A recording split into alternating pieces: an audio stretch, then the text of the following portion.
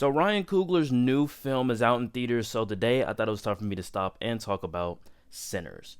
Please note that everything that I will say in this video is just my very own opinion. My name is SDub Nation, and you are free to comment down below your very own opinion on Sinners.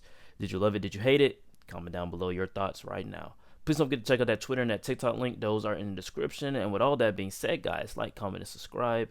And let's get right into our review. We've been gone a long time. We back now. You twins? Nah, we cousins. Sinners was on my radar after that first trailer, but once the second trailer hit, I was 100% sold that this was a film that I was definitely anticipating on seeing. In fact, it was at my number one for my honorable mentions of my most anticipated list. You guys can check out that video on the channel. So with that being said, let's move right into the good. And I mean, the good is that I have no words. I wrote this review a couple days ago. I wrote this review probably, if this is coming out on a Friday or Thursday, I wrote this review on a Monday. So I have no words. Or I think I wrote this on a Sunday. Look, I have no words. Ryan Coogler is the GOAT, man.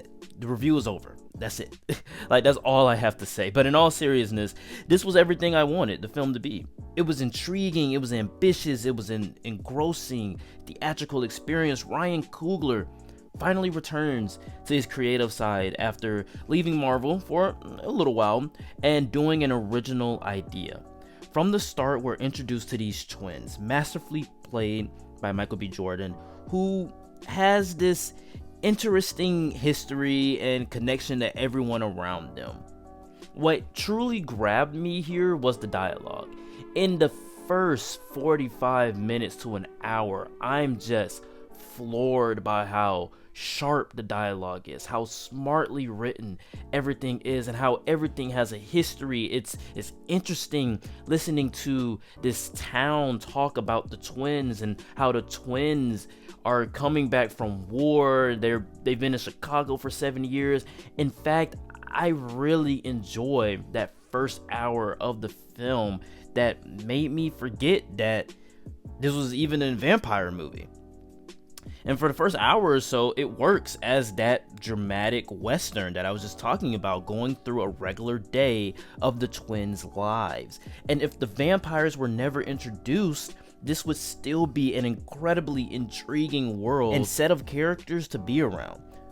But luckily, for film fans, we're given excitement with the inclusion of vampires. And I think the best thing about them is that they're a visually easily digestible metaphor for the pure evil that can come from sin. And I think my takeaway from this film, and I am truly a devout Christian, that's my religion.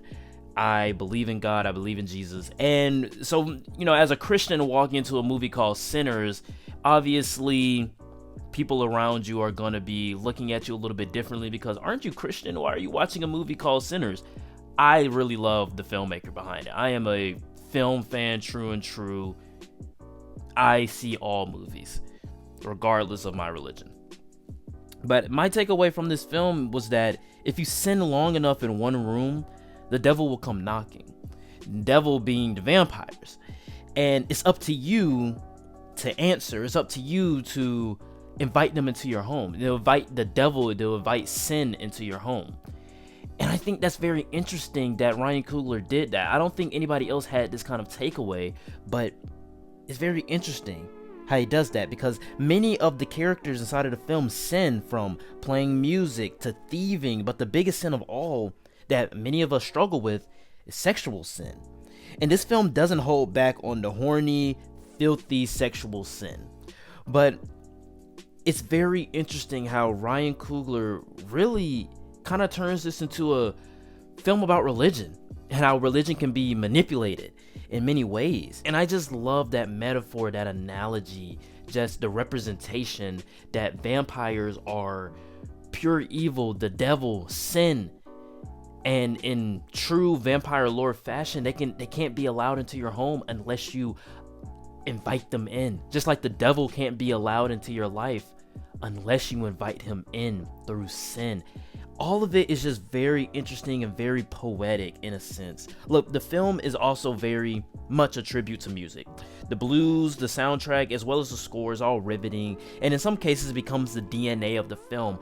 There are times where they go from deep southern musical notes to just straight hardcore rock when the vampires come in, and I think I really like that. It's not rock, it's kind of hardcore metal, and I really love that. It definitely created a DNA for the film, because when you're watching that first hour, when it's just going through the lives of these twins, you are listening to blues, southern musical cues that really kind of reminded me from growing up in the country.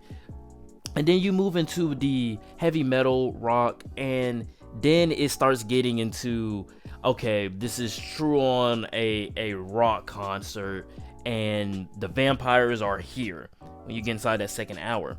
And I really love the fact that they hid that from the marketing, that this movie is basically like a musical in a sense. The movie also has a message to tell, and thanks to Ryan's writing style, it's not handed to us on a silver platter. Throughout the film and its characters, we learn and unravel what this film is truly about. And like I said before, my takeaway from that, my whole experience was, if you sin long enough in one room, the devil will come knocking.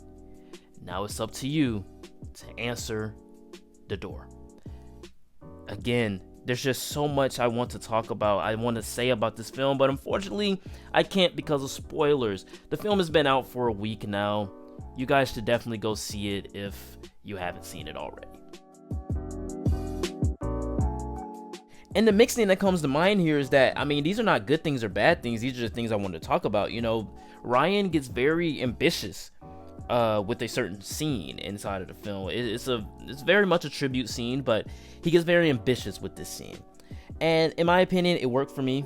It may not work for everyone else. Just like the lack of vampires in the beginning, it may not work for some people. Some people going in thinking that, oh my god, this is going to be a full-on vampire epic with Michael B. Jordan starring as twins in the deep southern South. You know, that's what most people would go into it believing. But you know, once you actually watch the film, you realize that it's not just about the vampires. Vampires are added in for a little spice, but the film really is about just a day in the lives of these characters. Vampires just up the ante a little bit more. And I guess that's where my mixed thoughts kind of stop at, because I really don't have many negatives about this film. Do I wish we had more vampire carnage? Yeah. Do I wish it was a little bit more scary? Of course. But I mean, overall, I had a very great experience with this film. And this is me recording this review. I wrote this review after my first viewing. This is me recording the review after my second viewing. And I had to go back for a second viewing because I had to see if there was anything that I missed that I could potentially put into a negatives category. I could not do that. I really love this film. In conclusion, Sinners is Ryan Coogler's magnum opus, and this is only his 5th film, and maybe it's Michael B. Jordan's best performance, and definitely it's my favorite film of the year. The mix of music, vampires, and a masterfully crafted script and sharp dialogue creates a captivating experience in the theater. Definitely go see this film in a theater. I saw this film in standard for the first time. I went back again and saw it at IMAX. Man, there is no experience like IMAX when it comes to this movie. Definitely go see Sinners. It's an A+ for me, a 9.8 out of 10. It's Ryan's track list is unmatchable, man. Alright guys, that is it for the review. Please know that everything that I did say in this video is just my own opinion, and you are free to comment down below. What did you think of Sinners? Please don't forget to check out that Twitter and that TikTok link. Those are in the description. And with all that being said, guys, like, comment, and subscribe. And I will see you all next time. Peace.